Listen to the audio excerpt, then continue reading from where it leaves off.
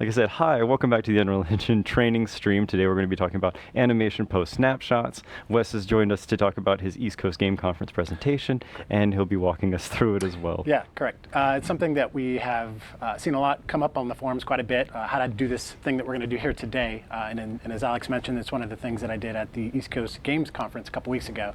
I told the attendees there that when I got back to HQ that I would record this series. So here we are today, going through that same procedure. And at the very end of this, I'll also give you a link where you can download this project if you'd like to pick it apart and use it for your own purposes. So with that, we're going to jump right into it since this is a training stream. Very, very quickly, I have a short PowerPoint that I'm going to give you real quick. I promise it's literally a couple slides. Animation Pose Snapshot, that's what we're going to be covering here today. What we're going to try to do is set it up so that we have a character that can run around like so and go into ragdoll, kind of tumble over like so, and then based on which way that character is laying, play one of two different animations, either getting up from his back or, like you see here, getting up from his stomach. So this is what we're going to try to create here together. Now, there's going to be quite a few systems that we're going to have to touch here. We're going to be talking about character blueprints. We're going to do a lot of the logic for determining which way our character is facing in the level, as well as putting our character into the ragdoll state to begin with. We're going to be working inside the animation blueprint to actually blend between our pose snapshot, which is the highlight of this session that we're doing here today. We're also going to be working with animation montages so that we can play the appropriate get up animation.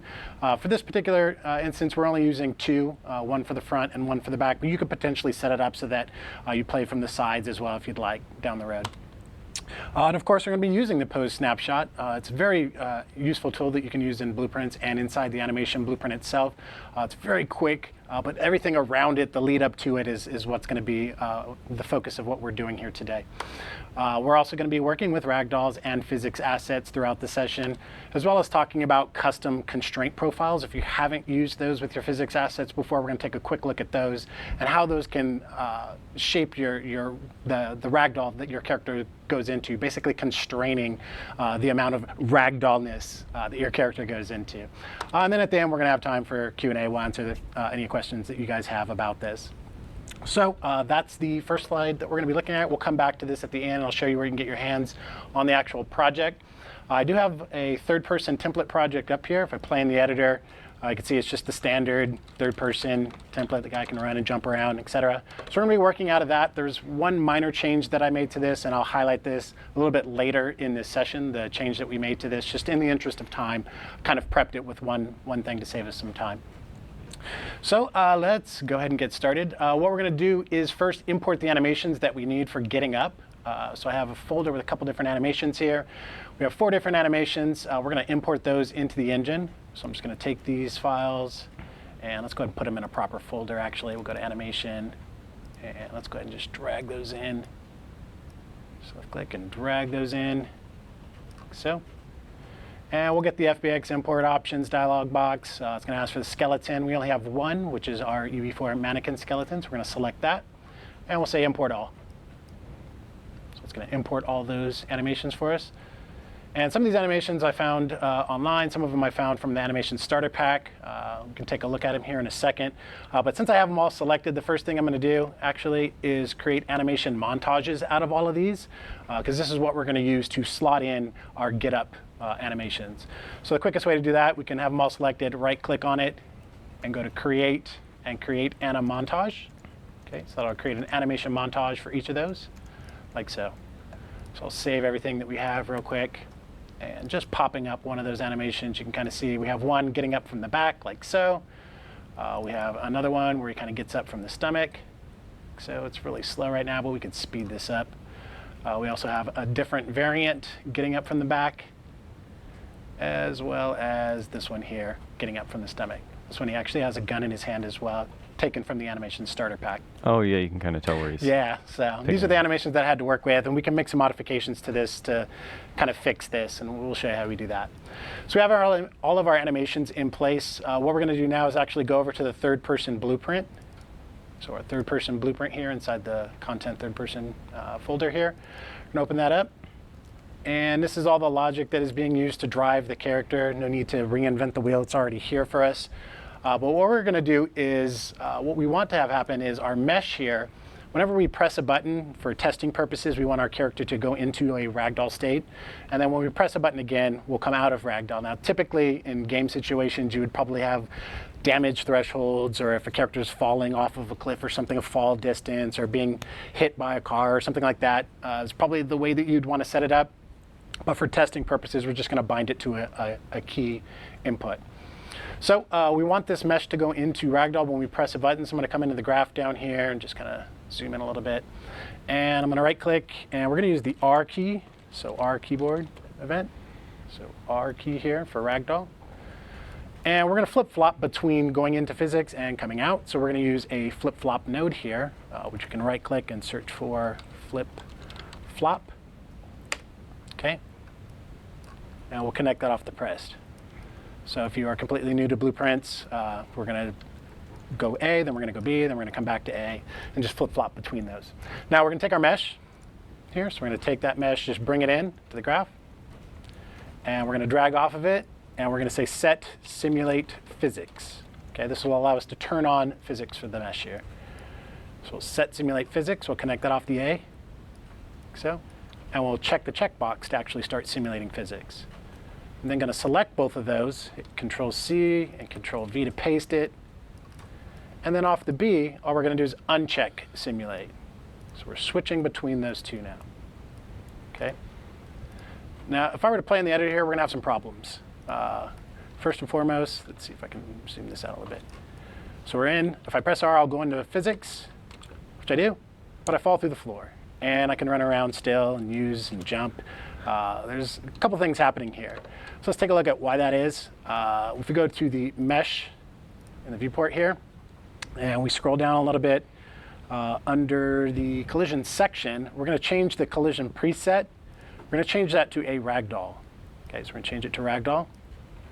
And the other thing I'm going to do is I'm going to go to the capsule here and just unhide that for a second so you can kind of see what's happening here. And I'm going to compile. And we'll try that again.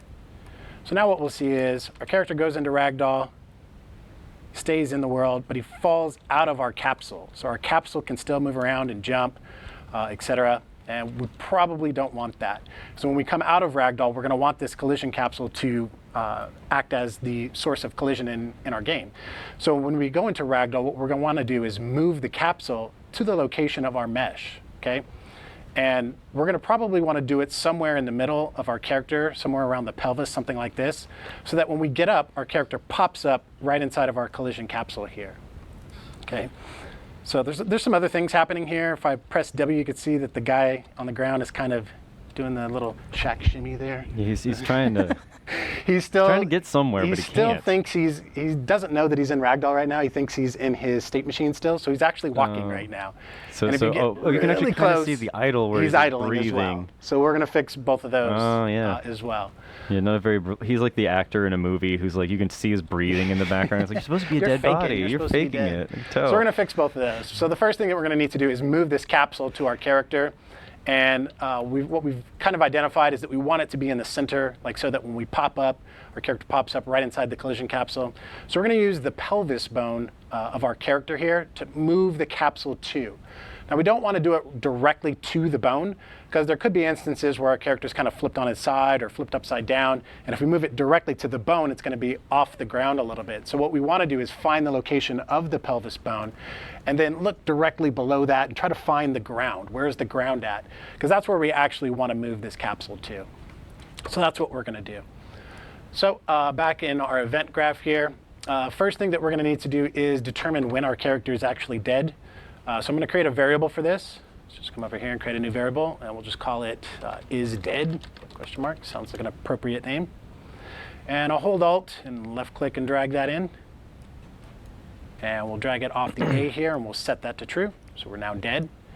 I'll just copy and paste it, set it off the B, and uncheck it so we're no longer dead, like so. Okay. And immediately to the left of this, what I'll do is I'll right-click. We're going to use an event tick for this. Now, we're not going to do a whole bunch off event tick, but we need it here so that we can move the capsule as the character's mesh is falling through the world or falling through the level in Ragdoll. So we're going to use our variable that we created, and we're going to need a branch. I'm going to hold B and left-click to create a branch and connect that up. And our condition is, are we dead? Okay. So if we're dead, what we're going to do is move our capsule component to the location of our mesh. Okay, so we could take our capsule component here, drag it in, like so. And we can drag off of it and say set world location of that. So we're setting the world location of the capsule. Okay. And we can connect this up like so. Okay. And the location that we want to set it to, well, it's going to be our mesh location. So I'm going to promote this to a variable by right-clicking on it. Promote to variable, and we'll call it mesh location. So, okay. Now, as we mentioned, we don't want to directly set it to the pelvis bone of our character. We need to find out where the ground is below that. So we're going to need a function to handle that for us. So I'm going to create a new function over in the My Blueprint panel here. And that function will be called calculate mesh location. So calculate mesh location. And inside of it, we're going to take our mesh, just drag that in. And if we drag off of it, we can use the get socket location. And this name's a little bit misleading because it's socket or bone location. We're going to actually be looking for a bone location, but you can look for get socket location. And then you can enter in the socket or bone name. So we're going to search for the pelvis, or type in pelvis here. Make sure I type it correctly. Pelvis, like so. Okay. Move that down just a little bit. All right, and now we're going to need to use a line trace. So we're going to start from the pelvis bone and kind of shoot a line down in the world to try to find the ground below us. So we're going to use a line trace here. So line trace by channel. So line trace by channel like so. Okay, and we can connect this up like so.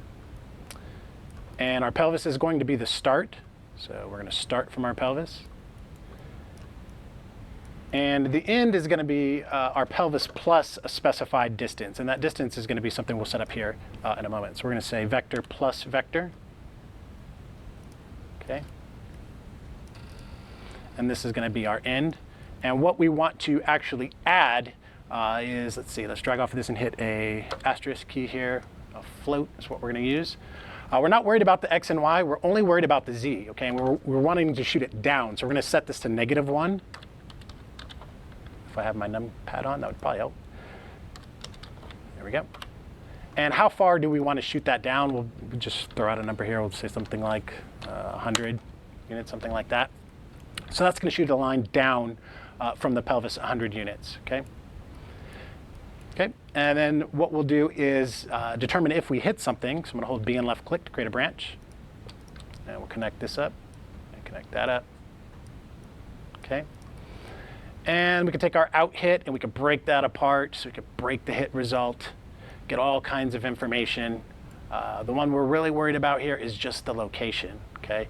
Now we don't want to use just the location by itself. If we look at our mesh and we go to the details panel in the viewport here really quickly, over in the transform, we have this offset of 97 centimeters. We actually have another one here, which I could just set to 0. It's not going to bother anything. But we have this 97 centimeter offset here. If we were to set this to 0, you can see our character kind of pops up into the air. So we're going to need to account for this when we go to use it a little bit later. So I'm going to set that back to 97. So in our calculate mesh, what we're going to do is we're going to take the location off the break hit result and hit a plus sign. So we can do a vector plus vector. And along the z, we're going to add that 97 centimeters as an offset. Okay. And this is going to be, if we actually hit something, we're getting the location that we hit, adding 97 centimeters to it. Now we're going to promote this to a variable. So I can right click on this, promote to variable. I'll call this the capsule location. Okay. Okay. Now, what happens if we don't hit something when we do our line trace? The character could be flying through the air at that point, and we shoot the line out. We're hitting nothing in space. What do we want to do in those instances? Well, we're just going to set it to the location of our pelvis bone plus that 97 centimeter offset. So what we can do is we can come back here, we can grab these two nodes here, just copy and and paste those somewhere down here. Okay, and we can drag off of this and hit a plus sign, vector plus vector, again accounting for that 97 centimeter offset there. Okay, and that's also going to be our capsule location. So I can drag this in and just drag it right on top to set it. Okay, so now we have set up what happens when we are close to the ground and when we're in the air. Okay, now the next thing that we're going to do is actually interpolate from the position at which we started Ragdoll, moving the capsule to the location of our actual mesh that is in Ragdoll. So we're going to use an interp node for that. It's a vinterp2. So vinterp2. Okay. And the current is going to be mesh location. And the target is going to be capsule location. Okay. So. And the delta time, we could drag off this and just say get world delta seconds, something like that. And for the interp speed, I'll set this to something low for now. I'll just set it to 5 so you can kind of see what's happening here. So that will interpolate the capsule to our actual mesh. And the output here is going to be our mesh location as well. So we can drag that on top like so.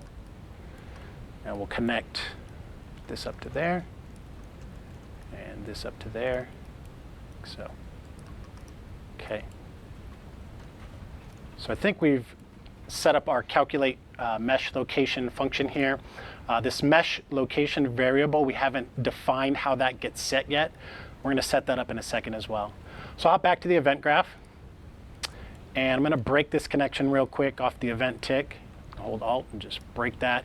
Because now we can use our calculate mesh location function that we just created. So we're going to drag that in, connect that off the trio, and connect that there like so.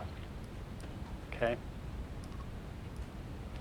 So if we are not dead, we need to get the location of the actual mesh. So what we'll do is we'll come and get the pelvis location, add that offset, and store that as the mesh location.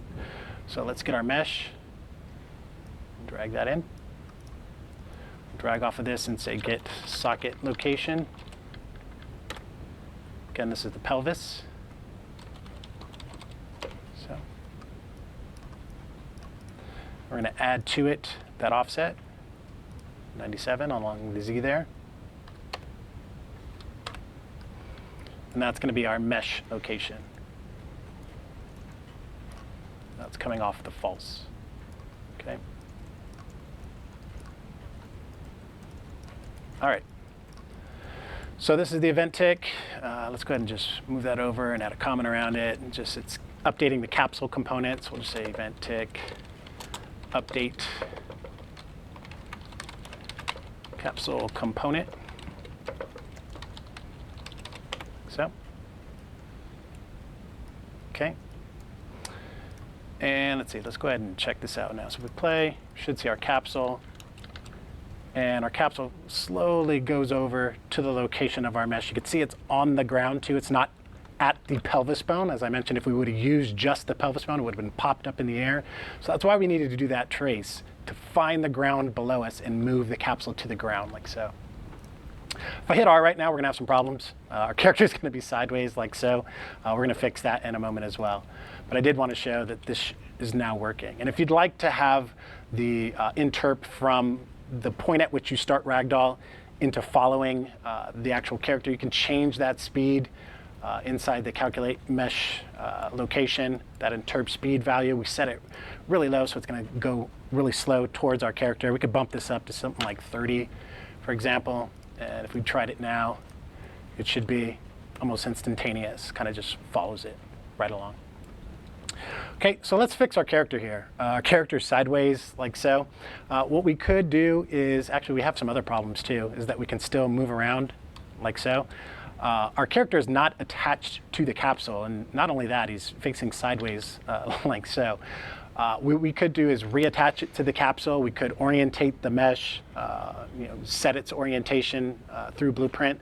Although there's another way we could do this. We're going to do it a little bit differently. To do this, what we're going to do is we're going to go into the mannequin folder under character. We're going to open up the mesh folder, and we're going to open up our skeleton physics asset. So we're going to open this up. This is the physics asset tool. We're going to come back to this a little bit later in this session to do some more stuff with Ragdoll, but this is where we can simulate our Ragdoll and kind of throw them around like so and have fun with them. We're going to get to plenty of that a little bit later. But what I want to do here is I'm going to come over to the hierarchy panel here, and we could show all bones or just bones with bodies. We're going to come to the root, and we're going to right-click, and we're going to add a new body.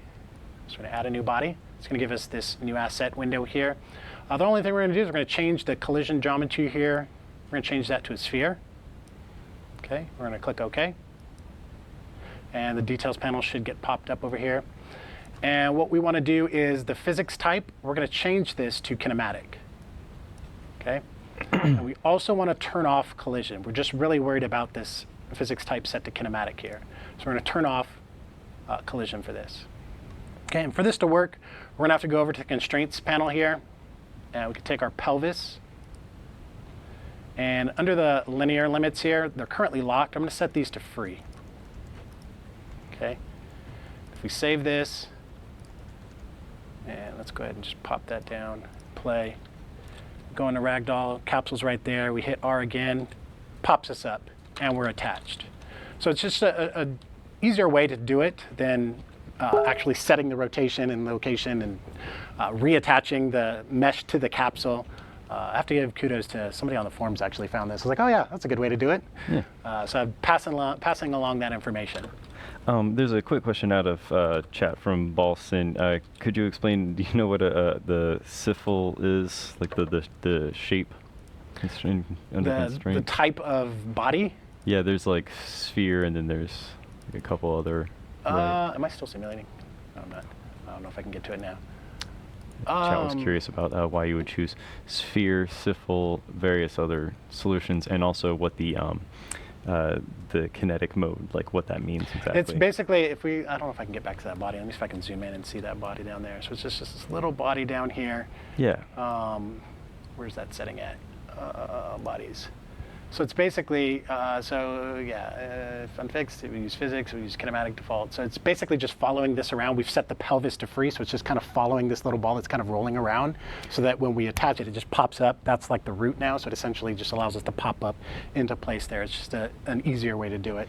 The actual different types of physics bodies that you can create, I haven't worked with them too much. But I'm sure our documentation pages cover what the different types are and when you would use them for different instances. Yeah. Things like that. But this little sphere here is just kind of rolling around and it's kind of following that. All right. Very cool. Yeah. Again, as I said, you could go and reattach it inside of Blueprint. You could set the location and the rotation of the mesh. But then there might be some things that you need to account for. I just found this way to be easier to do it. Yeah, and the syphil is just the capsule shape. It's I guess it's just better for like if you have like long rounded. Yeah, it depends on your use case, what you want to use it for. Like I said, there's box ones, there's all kinds of different types. Should be covered in our documentation.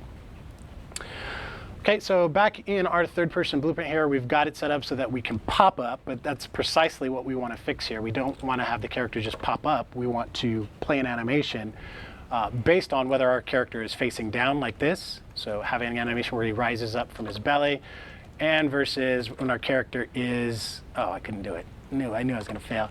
When our character is on his back, we also want to have the situation playing a different animation when our character is on the back. Fail. Epic fail. So that's what we're going to set up next. So we're going to go back to our third-person blueprint here. And inside of it, the first thing that we're going to do off of our little script here that is allowing us to go into Ragdoll, we're going to turn off the movement mode. So remember, we could still walk when our character was in Ragdoll, which we probably don't want. So for that, we'll take our character movement component and just drag that into the graph. Okay, and then I'll drag off of it, and we can use set movement mode. So set movement mode. We're going to leave that as none, so we can no longer walk. Now we're going to have to turn this back on a little bit later. I'm not going to directly put it off of the flip-flop node here, because we're going to call this through a custom event using animation notifies. So when we get to a point in our animation where we want to allow the player to stand back up, we're going to use it that way instead of doing it here. All right, so as we add on to this, I can see now, and people in chat were asking about why you wouldn't flip-flop off the is a, where you have like the check on, check off, but it's because there's going to be like a ton of other yes. functionality and alterations down the Yeah, way. and again, this is just for testing. Like I said, you would probably want to have two separate events, something that causes your character to go into Ragdoll and then some other event that causes them to come out.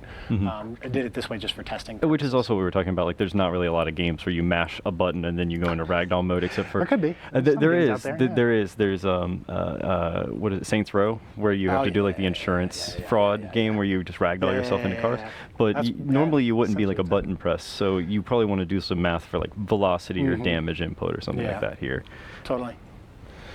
Okay, so we've set the movement mode to prevent us from walking. The next thing that we're going to need to do before we continue down this chain of script here down the B of re-enabling physics, we need to cache off the pose that our character is in and save that so that we can start blending from it. So we need to cache whatever pose we're in here and save that so that we can blend from that into our get up motions.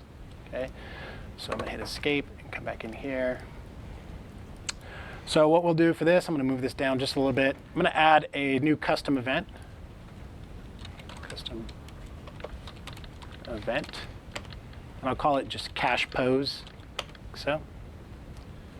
And then off of the B, we're going to call this custom event, which is going to start the process of actually caching our pose. I'm going to say cache pose. Okay.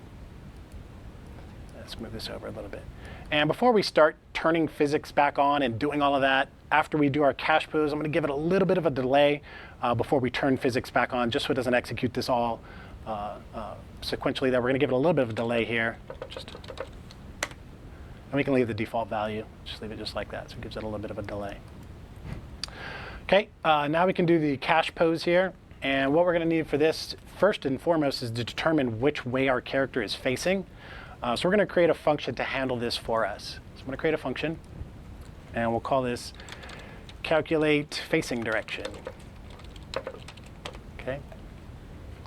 So calculate facing direction. And calculate facing direction is going to give us an output. It's going to tell us whether or not we're facing up or facing down. So on the output, I'm going to click this button here to add a node there. And for the output, let's go ahead and leave it as a Boolean, and we'll just call it is facing up. So, okay, let's compile that. Actually, before we do anything else, let's go ahead and set this to a pure function as well. So it's basically just going to be a getter for us. We just want to get the value for this. Okay, so we're going to set that to pure, and let's just move this over a little bit. And inside of it, what we're going to need to do is get the rotation of our mesh's pelvis. So let's go ahead and bring in our mesh. And we're going to say get socket rotation of the pelvis. So. And we're going to use the right vector here. So we're going to say get right vector of the pelvis. And let's just move this over just a little bit more. And we're going to compare this against the z value of 1.0 with a dot product. So we'll say dot product. And the z value will be 1.0. Okay.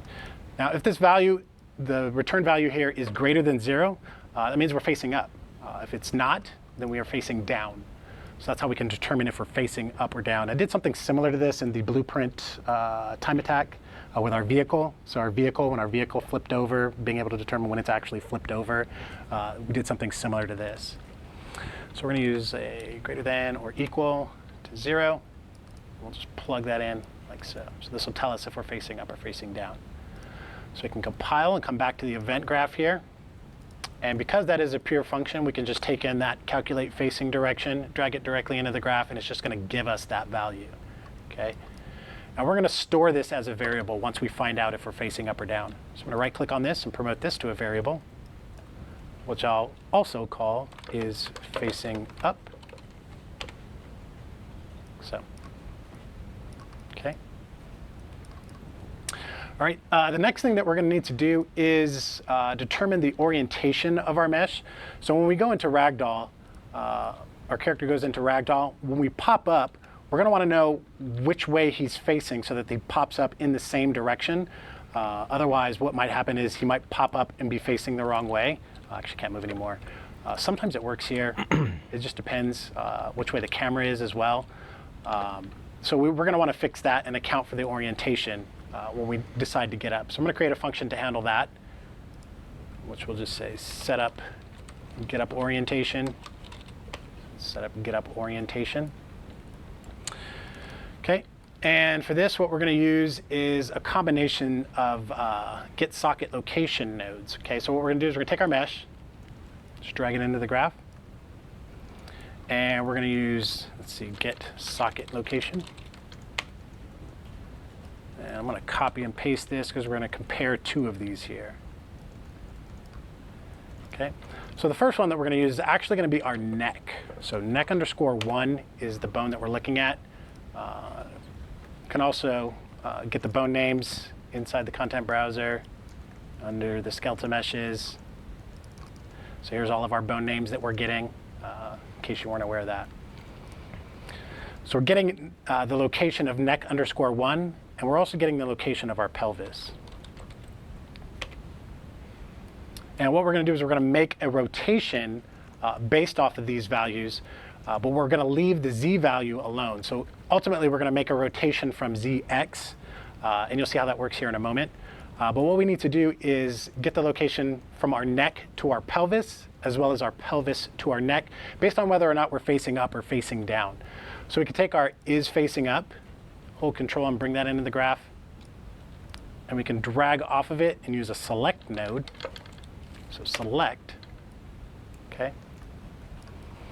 And if we are facing up, what we're going to do is we're going to take our get socket location from the pelvis and subtract that from the location of our neck.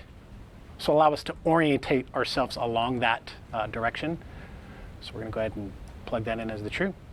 And we're going to do the opposite for false. So we're going to take the neck and subtract from it the location of our pelvis. Okay. That's going to be our false. And that's going to give us our x value. So we can drag off of this and say make rotation, and we get all kinds of different options, but we're looking for zx here. And let's go ahead and plug this down into the x by holding control and just dragging it on like so. For the z, we want this to always be 1.0, so we're going to say make vector, and the z is going to be 1.0. So upright, like so. That's going to give us our rotation. Okay, so let me take this node and move it over here. And what we're ultimately going to be doing with this is setting actor transform. Okay, so set actor transform. We'll connect this up like so. I'm so glad they implemented this. I forgot when this went in, but being able to right-click on the transform pin and split that up, very handy. So we're splitting that up so that we can plug in our rotation. The actual location is going to be our mesh location here. So we can drop that on like so, because all we were really worried about is the rotation here. Transform scale, we can leave that as it is. We're going to leave that just like it is. So if we compile and we go back to the event graph, we can now bring in our setup get up orientation. Okay, so we're going to plug that in like so. Okay. The next thing that we need to do is determine which animation montage we're going to be using. This is going to be pretty quick and easy. It's going to be based on whether or not we're facing up or down. We're going to need some animation montages for that. So I'm going to create those variables real quick inside my blueprint panel here. So we're going to add a variable. We'll call this get up montage. Okay. And we need to change the variable type to actually an anim montage of the reference type, because that would probably help. Like so. And we're going to leave that to null because we're going to set that with a function here in a moment. But I'm going to take this get up montage, I'm going to hit Control W to duplicate it so we have another animation montage variable here. We're going to call this the down montage. Okay, so that's going to be our when we're facing down, we're going to play that montage. And I'll duplicate it one more time. As you probably guessed, we need an up montage as well. Okay. So for the down montage, if I compile, we go to the details panel here, we could specify what that is. If I click the drop down here, here's all of our animation montages that we created. So when we're facing down, we're going to want an animation where our character's on the belly getting up. So this would be this one here. So we're going to go ahead and choose montage B here at Tooltip's huge. For the up montage, our character's facing up, so he's getting up from his back, so we're going to use this one here. Okay. So let's compile that. And let's create a quick function here to switch which one of those we select based on whether or not we are facing up. So I'm going to create a new function which we'll call setup getup montage. Setup getup. Setup getup. I know these are terrible names, by the way. It's okay. I'm not making fun of it. I think it sounds good. It's fun. You know what happened when I was researching and doing this project? Like I put it all together and I didn't actually give it appropriate names, so I just left it and ran with it. No, I think the most appropriate name is the most straightforward one. True. Honestly. True. It's actively describing what's happening here. Okay, so what we're going to do is we're going to take our is facing up. We're going to hold Control and drag that into the graph. We're going to drag off of it and use a select node here. So select. Okay. And what we're going to be setting is our getup montage here. So we're going to take this and drag that on as the output. And you'll see this update so that we can now specify the false and true. So if we're facing up is true, we want our up montage. So we'll take that, drag it on top, and down goes on the false here. Now before I hook this directly in like so, just as a way to kind of debug this, we're going to add some print screens in here. Just so we can see that we're getting the appropriate action here. So I'm going to hold B and left click to create a branch and plug that in, plug this in. It's funny how many like advanced debug options I'll go through, and then at the end of the day, I'm just like print string. Yeah, I know, right? Even in VR debugging, I still use print string sometimes. You're just like looking up in the corner, like there's a little string, cool, it all went off fine. Yeah. So we're going to right click and we'll say print string. Okay. And we're going to change hello to say up. So is facing up is true, should say up. And we should also be playing our up montage. Okay. And I'll copy and paste this, and we'll change that off the false. We'll set this to down. And in either case, we're going to be setting our getup montage here. Okay, so it's just a way of kind of debugging and seeing what's going on, just to make sure. Okay, so back in our event graph, what we can do is call that function that we just created. So we're going to take our setup getup montage and bring that into the graph. So this is all part of our caching process here. The next thing that we're going to do is actually start to use our pose snapshot. Now, when I spoke to our programmers here about this, about the pose snapshot feature, I wanted to get a little bit more information about the feature and how it works. And I met with Ori, and that conversation lasted like 5 minutes because it's just that simple. Really easy to use. There's a node inside the blueprint that we can use to save the pose snapshot, and then inside of our animation blueprint, we can call that pose snapshot for blending purposes. So it's really, really easy to use. Just the logic around determining which way you're facing and things like that took a little bit more to set up. So continuing with our cache pose here, what we're going to do is we're going to add a little bit of a delay before we save the pose snapshot. And this is something I need to talk to Ori about this as well. Maybe we can find out after the stream. But we're going to need these delays here in order for this to work properly. So I'm going to add a delay. Okay. And I'm actually going to set it to 0. The frame delay. Frame delay. So for those of you familiar with blueprints, you probably already know about this little trick, but if you make a delay with a duration of 0, it's a frame that it delays. But now you've done a double frame delay, which is a trick that we've talked about in other games like, what was it? Robo Recall, there is a double frame delay in it. Nick Donaldson. Yeah, Nick Donaldson. I had this set up, and I'm like, I got it working, and I got them popping up. But it wasn't blending properly. It was just like popping. I needed these 2 delays. I couldn't figure that out for the life of me. It's really useful. I've actually talked to a couple of different developers here about because I've actually asked them like how can we set up and make a node for frame delay, so that I can just do it off of multiple frames. And then we got into a huge discussion about determining the frame rate and making sure that it's actually the frame. And oh my gosh, I really realized like I don't understand frames as well as I thought. Yeah, same with me. Yeah, because I had set it up without these delays, and I got into the save pose snapshot, and it was all working, but he was still popping, and I couldn't figure out why. I needed these frame delays here. So there we go. So we have those in place. Now we can use our save pose snapshot. For that, we're going to need our mesh and our anim instance. So I can just drag this in. I can drag off of this and say get anim instance. Okay. And this is what's going to allow us to actually call the save pose snapshot. So we can drag off of the return value now, and we can say save pose snapshot. Okay. So this will save the bone transform information for us. And connect that up. And we need to give it a name. Now we can plug in a variable or we can just type in one as well. For this particular case, we're just going to type in one. We'll just call it final pose, like so. But it's very important, whatever name you use here, it has to be the same name inside your animation blueprint, obviously, so that you can reference it by name and actually call it. Okay, so that's really all we need to do for Save Pose Snapshot. We saved it at this point, but we need to call it inside of our animation blueprint, which we'll do a little bit later. Okay, so our cache pose setup is pretty much done. It's all of this stuff here is caching the pose. We're going to do that before we actually turn back on physics and be on our merry way with our character here. So with our node selected here, I'm going to add a comment block around it just for being a good blueprinter. We'll just say cache the ragdoll pose and setup, orientation, and montage. So, okay. So now we can continue on down the chain of when we've cached the pose, we've delayed, we're simulating physics, we're saying we're not dead.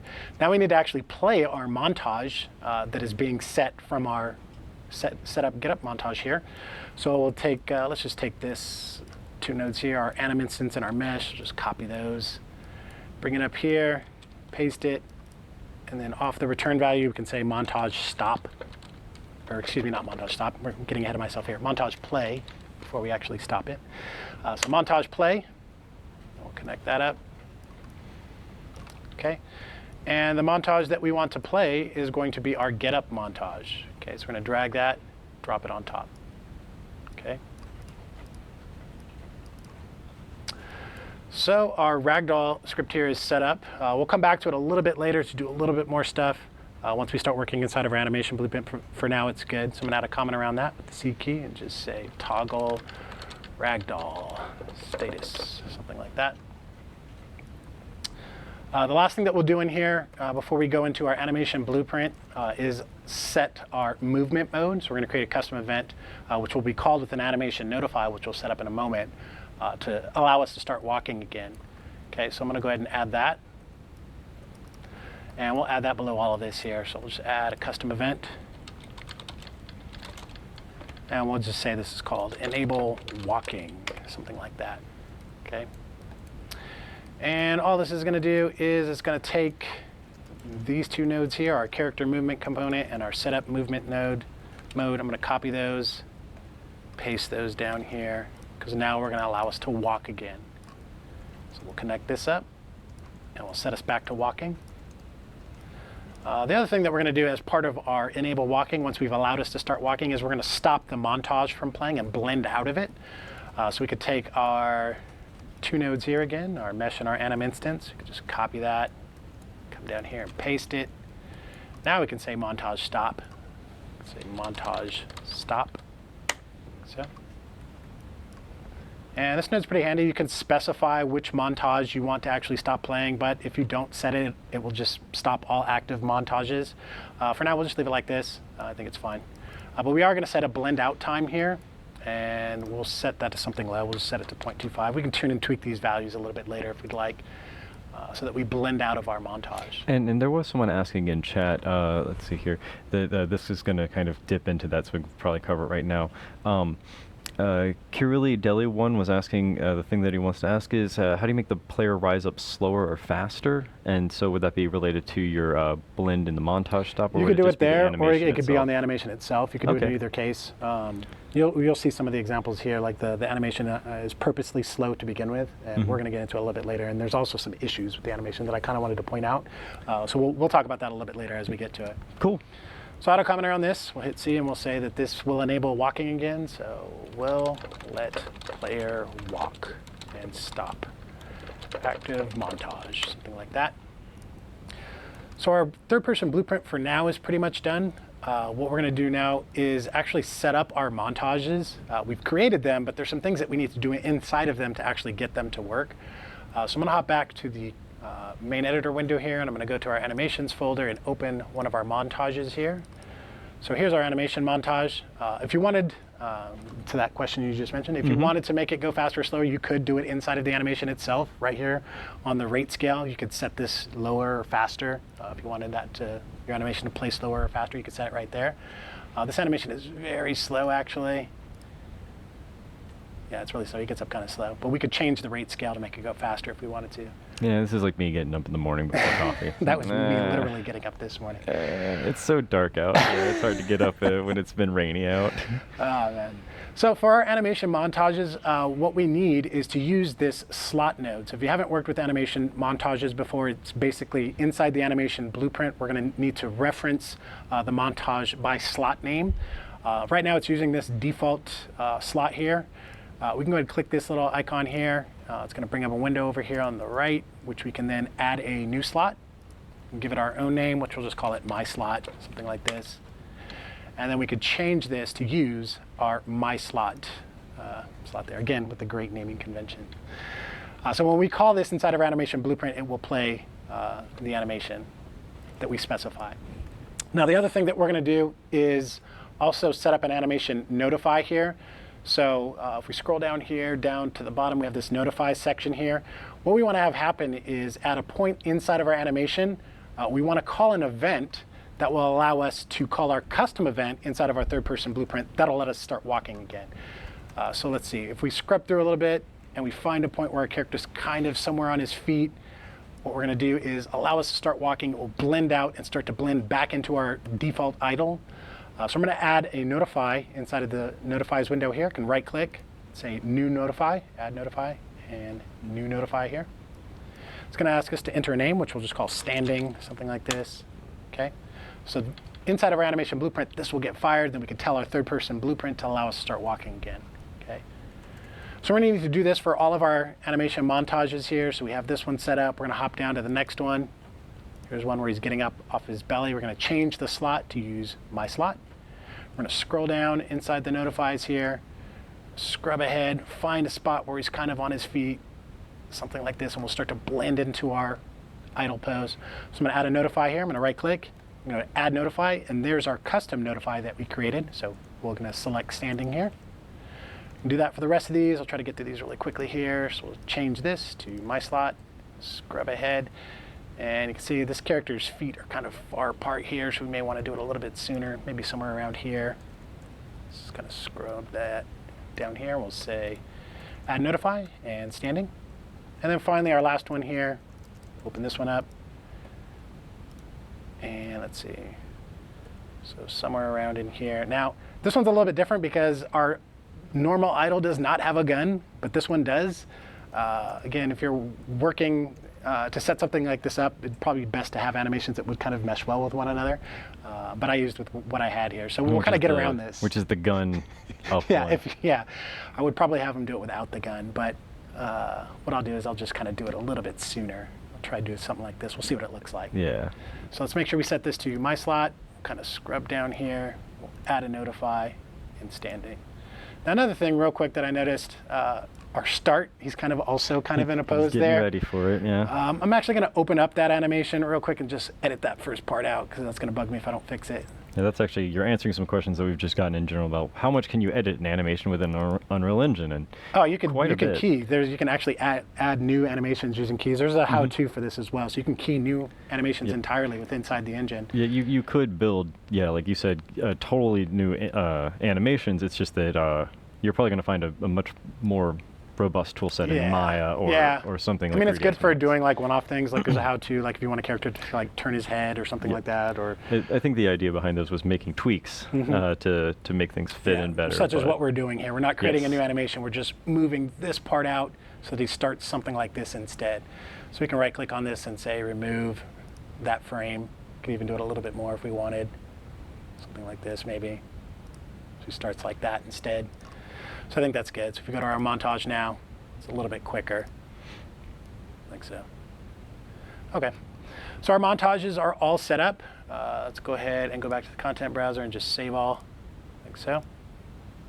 Okay, next thing that we're going to need to do is go inside of our animation blueprint here. So this is our third-person animation blueprint. So I'm going to double-click and open that up.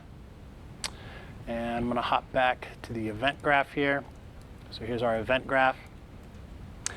First thing that we're going to do inside of here is add our call to our animation notify. So I'm going to zoom in and right-click, and we'll say standing. Okay, so it's going to call that event whenever it gets to that point in the animation. So standing. And what that's going to do is allow us to, if we right click and we could say try get pawn owner. Okay. And essentially what we're looking to do is get our third person blueprint. So we're going to cast to it so that we can access it and call the things within it and get the information from inside that blueprint. So we could say cast to third person character, which is our blueprint there. Connect this up.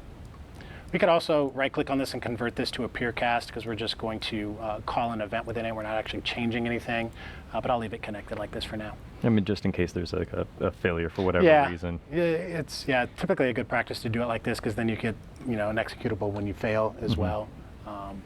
It's up to you, personal preference. So inside of our third person character, we have an event that we created called enable walking. So that's now going to get called. Okay. So add a comment around this. And this will let player walk again. Okay. Compile it. And let's see. What we're going to need to do now is create a couple variables that we're going to use for blending purposes. So we're going to need to know when our character is dead as well as when the character has gone through the caching process. So we're going to create some variables to store that. Okay, now what we could do is we could drag off the third person character here. We could say is dead. We have access to it here. Again, this is the flexibility of Unreal. You can do it several different ways. We could update on the update animation here, try and get pawn owner, cast a third person character, and then always read that value, but we only want to do it when our character is dead, so we don't need to do it every frame. So we're using, otherwise you're just adding a ton of extra. So we're really doing it the efficient way here by doing it like this. So we're going to call those events only when we need them. So we're going to right click, we're going to create some custom events, and we'll call this player is dead. Okay. Create another one, custom event, and we'll call this mesh is stopped. And we'll create one more that will allow us to revive our mesh. So we'll say custom event, revive mesh. Okay, and these are just going to set some Booleans inside of our animation blueprint here. So I'm going to create some Booleans to store this. So we'll create a variable, and we'll say is player dead? Question mark. Can hold Alt and drag that in, and we're going to set that now. Like so. I'm going to select our Boolean variable here and hit Control W to duplicate it. And we're going to say this one's called is stopped. So I'm going to hold Alt and drag that in to create a set node, plug that in, connect it to true, like so. When we revive the mesh, we're going to set both of these to false. And you'll see where these are going to come into effect here in a moment. So I'm going to copy these, paste them, plug it in, make sure I uncheck these, because that would be embarrassing if I didn't. I've done it before. So let's go ahead and add a comment around this. We're just using these for blending purposes. So I'm going to hit C and say used for blending purposes. Okay, now we need to actually call these events. And we're going to do that inside of our third person blueprint, which I mentioned we were going to come back to. So we're going to come back to that and finish that off here. So I'm going to double click on enable walking here. It'll take me to that node and allow me to set up the remainder of our third person blueprint here. So inside of our third person blueprint, what we're going to need to do is set when our player is dead. So off the R here, the first time we press it, we're simulating physics, we're saying we're dead, we're setting the movement mode. I'm going to take this mesh and anim instance and just copy that and paste it. And I'm going to drag off of this and cast to our animation blueprint now, which is called third person anim BP. This is where we get into that converting to a peer cast. I'm going to use it in this instance because it's just going to be a little bit easier for me. I'm going to convert that to a peer cast, and I'm going to drag off of this and say player is dead.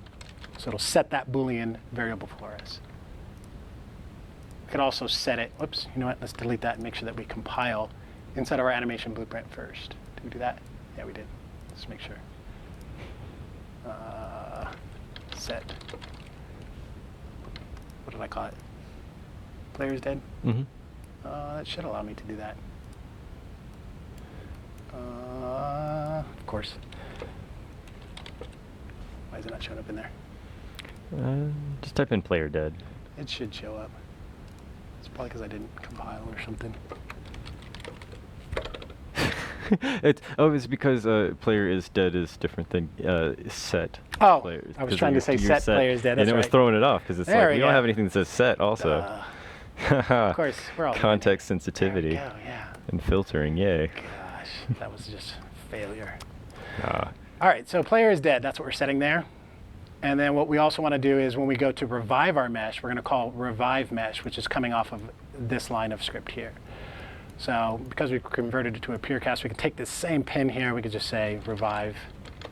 There we go, revive mesh. We'll plug that in like so. Okay. Last thing that we need to do is down on our cache pose here, we need to set that our mesh has stopped at this point. So we're going to take this and we'll say cast to third person NMBP. We'll right click and convert that to a pure cast, and then we'll just say revive mesh. Or not revive mesh, glad I caught that. Mesh is stopped.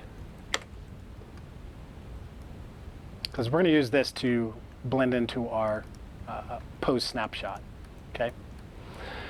All right, let's compile and save that, and let's hop back to our animation blueprint. And now what we can do is go to the anim graph. And the anim graph is where we're actually going to use our pose snapshot. But before we jump into that, we mentioned that we've already fixed the character being able to walk, but he still thinks he's in the idle state. And we're going to fix that inside the state machine. I've seen other people do this as well as in other tutorials on the actual actor itself, the third-person blueprint, disabling tick. I've seen some people do that for the actor so that it stops actually referencing the animation blueprint. That's one way you could do it, but I thought an easier way to just create a dummy state inside of our state machine that just has him in his base pose so he's not idling. So it's just another way to do this. Only reason I threw that out there in case other people have gone through that tutorial and wondering why I did it this way. So I'm going to hop inside of our state machine here. I'm just going to create a new state by right-clicking. Just call it dead state, or just dead, something like that. I'm going to connect it off the idle run here. So we're going to create transitions just by left-clicking and dragging. So to and from that. Okay, let's just compile. It's going to give us an error. That's just fine. Let's go into the transition rule here. And we're going to take is player dead. Hold control and drag that into the graph. Drag off of it and hit 2 equal signs. Are we dead? Is true. That's what we're looking for there. And then off of this one, double click, is dead. Drag off of it, 2 equal signs. Is this false? Okay. So we've set up this state that we're going to go into, which is going to help us prevent our character from breathing while he's in the ragdoll state, because he's just going to be doing that instead. But we're not going to see his arms like that because he's going to be in the ragdoll pose. So it's just a quick way to fix that. Okay. So back on our anim graph here, to wrap this up kind of, what we're going to do is we're going to take our Boolean variable here of whether or not we're stopped. So I'm going to hold control and drag that in. I'm going to hold alt and left click on this to break that up. And we're going to use a blend node off this Boolean here. So there's a blend poses by bool. Okay, that's what we're going to use here. So blend poses by bool is what we're selecting.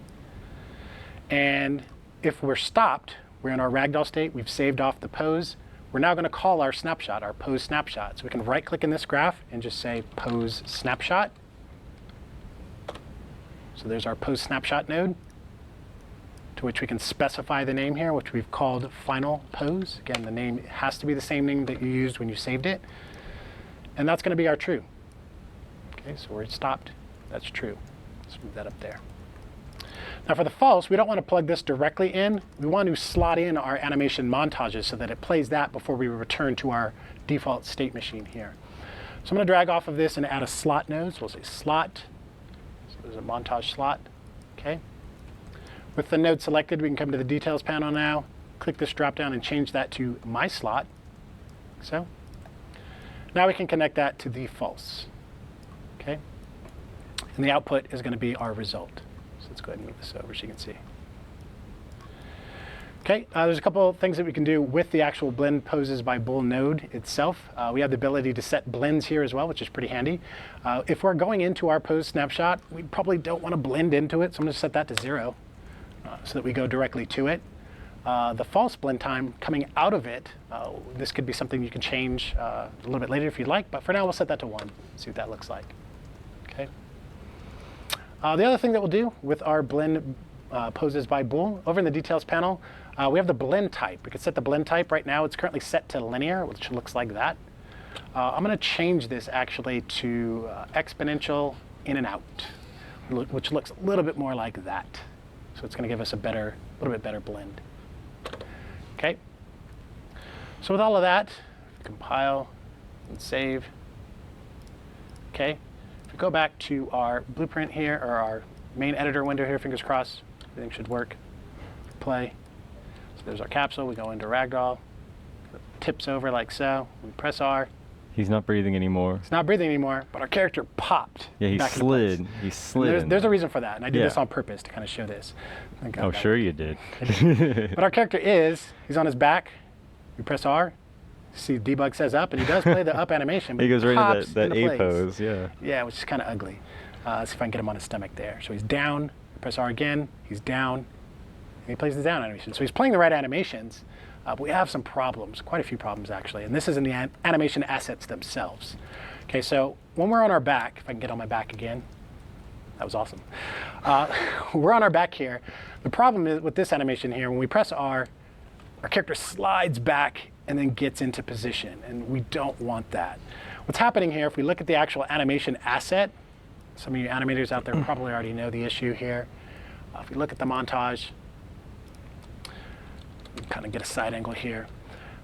What's happening is the root is actually here, so it's being pushed back when we call to play our animation. What we want is the root to actually be in our character's pelvis. So what's happening is he's kind of coming to his feet, like so. But what we want is the character to kind of get up and shuffle in the same spot. That's probably the problem there. The other thing is that our idle, our default idle, his character's foot is forward a little bit. If we actually look at the idle animation, you can see here, if I find it, his foot's forward quite a bit. So you're seeing that shift in the feet there. So when you're setting up your animations, you're going to want to have them kind of, I mean, this should probably be all standard stuff, but you're going to want to have them kind of, to get the best blend, be set up for situations like this. You probably don't want to have 1 foot forward on the idle and then getting up and it's not. So just things to consider. I kind of wanted to point this out. The same thing is happening with the back animation here, or down animation. When the character is getting up, his feet are kind of parallel to one another instead of 1 foot being shifted forward. So if we look at montage C here, this is what we're talking about. The character kind of gets up in the same spot. He's off the ground there a little bit, but I think that's fine. He kind of gets up in the same spot, which is what we want, and his foot's forward, so that's going to help us. And the same thing with this other version that we imported. The character gets up, his foot's forward, which is going to give us a better blend. So we're going to change those inside of our third-person blueprint here. We're going to take our down montage, which is why we created variables for these. We can quickly change these. Come over here, and our character's facing down. We no longer want to use that one. We're going to want to use this one instead. Down here, that tooltip is killing me. And then the up montage, we're going to change this. We're going to use C instead. Okay. So now if we compile, we play, kind of gets back up in place a little bit better. And he's blending from that pose there that we're in, like so. So we jump into the wall here and kind of, terrible. I'm terrible, I can't get myself onto my back. Here we go, let's try this. Yeah. There you go. Had to get a good roll. So he's kind of in that pose, and I hit R, gets up in place. Perfect. Looks great. Looks good. Now, that's pretty much it. We've got it set up, but we could add some additional things to this to make it look even better. What we're going to do now is go into the physics asset itself and apply some constraints to our actual ragdoll pose. Because what's happening with our ragdoll, he's got so much movement, he can move wherever he wants. So we're going to constrain that a little bit to give it a little bit more weight to our character, as well as kind of, whenever he lands, try to orientate himself so it gets us into a better position to actually blend out of it.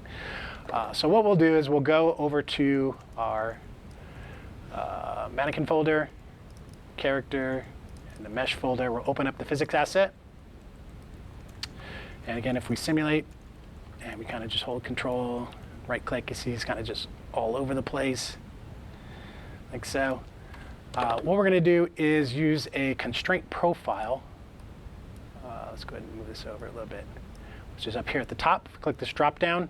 We have this ragdoll profile. Now this is something I created ahead of time. This is what I mentioned kind of in the interest of time. I created this ahead of time, but we'll walk through some of the setup here. So if I switch to that and I simulate, the character is going to be a little bit more meaty as he's moving around. A little bit more realistic than just completely, I threw him off. What's cool about the profiles is you can quickly switch between them right here inside of the editor to see the effects of your changes. To add a constraint profile, what you're going to need to do, if you haven't used them before, you might need to come to Window and turn on the physics asset window. So you can add that. You get this panel here, constraint profiles. You can add a profile, which I've already done and called Ragdoll. To actually use that profile, what you'll need to do is come over to the Profiles section and tell it to use the custom constraint profile that you've created. Once you've done that, you can come to Constraints, and you could select any of the bodies there. And then over in the Details panel, you can add that to your current profile. So you can add whatever ones you want to the profile. Now this particular one didn't add it to it, but I did add like the spine. I added it to it. As well as the rest of the bodies here. And inside of the details panel here is where you can define the limits that you want. Mostly we're concerned with the angular motor here. It was previously set to slurp here, which is spherical lerp. We changed this to twist and swing. We're trying to get back to the target orientation and velocity here. And again, in a moment, I'll show you where you can download this project and kind of see all the values that I've set in here. And you can tune and tweak these to your leisure as well. But this is where we've defined the constraints of our actual physics asset here. One of the other ones that was interesting that you might want to take a look at, if we take a look at our lower arm here, under the swing limits, we have a soft constraint. For things like elbows, your neck, maybe feet, things like that, you may want to take this off. Like for instance, like the hand, we left it on. So we have a soft constraint, so our hand this is our constraint for our actual hand here, if you can see it. We can kind of push that, it has a little bit of a spring to it. But like our elbow, we don't want to have spring to that. So we've turned off soft constraint for our elbow, for our neck, and you can kind of look and see here as well what we've done. To actually use our custom constraint profile, we're going to come to the third person blueprint here. It's the last thing that we need to do in here.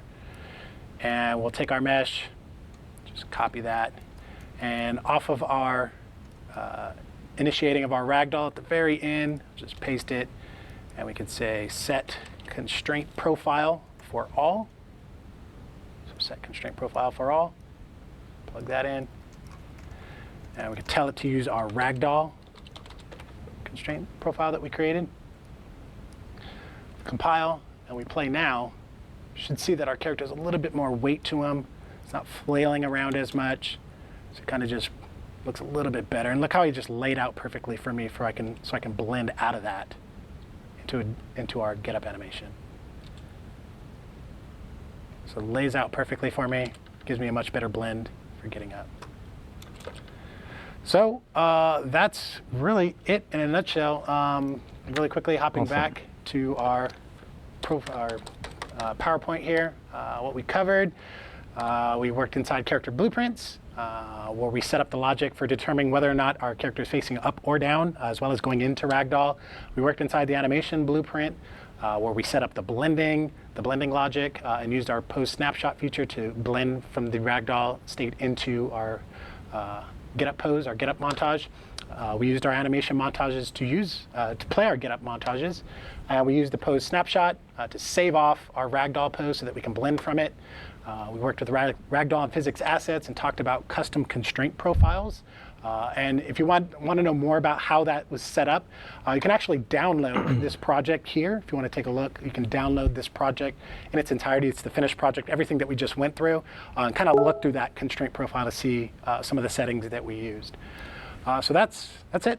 that's it. That's all I got. So, like you said, there's the download to the project there. But I would like to just kind of knock out a couple of these Q&A questions, because that was one that kept coming up, is where do I download the project? And yes, when we archive this, I'll make sure to put this link out somewhere you guys can just click it and download. Okay. Let's get to some questions. So is it possible to apply, and I know we've done this in a previous stream, but is it possible to apply partial ragdoll states, as in just enabling physics from a bone down and a bone up? You can specify, you can, this should be on our documentation pages, how we do that. You can specify specific bones. You could also use Pose Snapshot for that, so a character gets hit in the arm and it kind of goes limp, and you want to get it back, you could use Pose Snapshot for that as well. And Lena just added, if you watch our previous live stream on last Thursday, Lena even talks about the new feature in 4.16, which is sort of the inverse of where currently it's you take a bone and go down for getting physics, and it's the other way where you say like this is rigid, and then so you can like attach to something and kind of like and then that's like the cliffhanger node basically, which I'm sad they didn't call it the cliffhanger node, but they should have. Somebody should have jumped on that, because every time they talk about it, it's like that's the example that they give. Okay, so you did kind of cover this as well, but can you change the collision of the mesh at real time, and then can you change the ragdoll collision on demand as well? And you kind of showed that collision is more or less a setting you can do through you can set that. You can call it through Blueprint as well, and have it based off whatever events that you'd like. It's totally possible. Okay, cool. Let's see here. Next up, does this have to, so what you have running off of Tick, does it have to run off of Tick? AirTech wants to know, or I guess I'd be more curious, can we run it off of a very quick like timer, or is it just going to look better? It's probably going to look better off Tick, because I tried this off a timer as well, because I was trying to get everything off of Tick. But even if you set it to a small amount for the timer, you're still going to get a little bit of judder of moving the capsule. So it's just best to have every frame, because it's a visual thing, so that's when you really need it on every frame. And we were showing the capsule so we could actually see it. If you don't have the capsule shown, the camera is still going to be following on, so you're going to get a little bit of judder in the camera, which didn't look ideal. Yeah, I could see like maybe the correct answer there involves some amount of lerping, but then still it's you're going to have to. It looks like since it's a visual thing, you're probably going to want to use Tick unless you can make the sacrifice. Let's see here, and you did go over. Kirill Deli one's question about how to make them rise and fall slowly. And this one's actually slightly unrelated, but I thought we'd also just kind of say, the Night Watcher, hey Joseph, was asking, how can I make the character's arm to aim towards something, and then and open its arm based on how far that object is within out of reach. So I guess like the closer something is, the more I'm doing that offsetting, but that's kind of look at, isn't it? Yeah, it's like, you could use a look at node for that. Look at, and then... actually, Alan Noon was working on some animation blueprint examples. I think he had something similar to that, and that may be something that we turn into a project that we make available to people. As well as, a future live stream, that could be something that I tackle. That could be a lot of fun, because I do plan on asking Lena about doing a look at live stream, so that one might be a good look at and then like pose based stuff. You can totally do that next time. Yeah, that'd be cool. And you can grab a snapshot. I'm sorry, Pro Mazius is asking, can you grab a snapshot at any time, and can you freeze the character in like mid animation? So like you grab the snapshot, freeze them mid animation, maybe like fall over, like you freeze them basically, and then like fall over and then. Probably. I don't see why not. Maybe the stop movement immediately node, like that might stop your actual movement, and then Pose Snapshot them and stick them there. Maybe I'll update this after this session. I'll go back to my desk and see if I can get that to work, because that sounds cool. You can't like freeze frame them and then for sure. Yeah, because that's kind of a fun effect. Yeah, maybe I'll do that when I get back to my desk. I'll try to make that work. All right, cool. Now we don't have a whole ton of time, because we did have to. I'm so sorry, we had to go over to the audio issues. Any other questions that you guys have, just throw them on the forums. I'll try to answer them. Please come to forum.unrealengine.com under the event section. Like Wes is saying, there's a section there just for the live streams that were, and this one in particular. Throw your question in there. It'll have the same name as what's down there, but down below us there, and just look that up. Go to that page, throw your questions at us. We'll try to get back to you as soon as we can. Thank you so much for tuning in, everyone. Thanks for bearing with us. Thank you for helping us debug some issues in the beginning there. We'll make sure we edit all that out also. And thank you so much, Wes, for coming out here. This was a great tutorial, and I know it's something that we've been asked about a few times, and how to do something like this. So thank you all, and we'll see you all on Thursday. It'll be a lot of fun. Yep.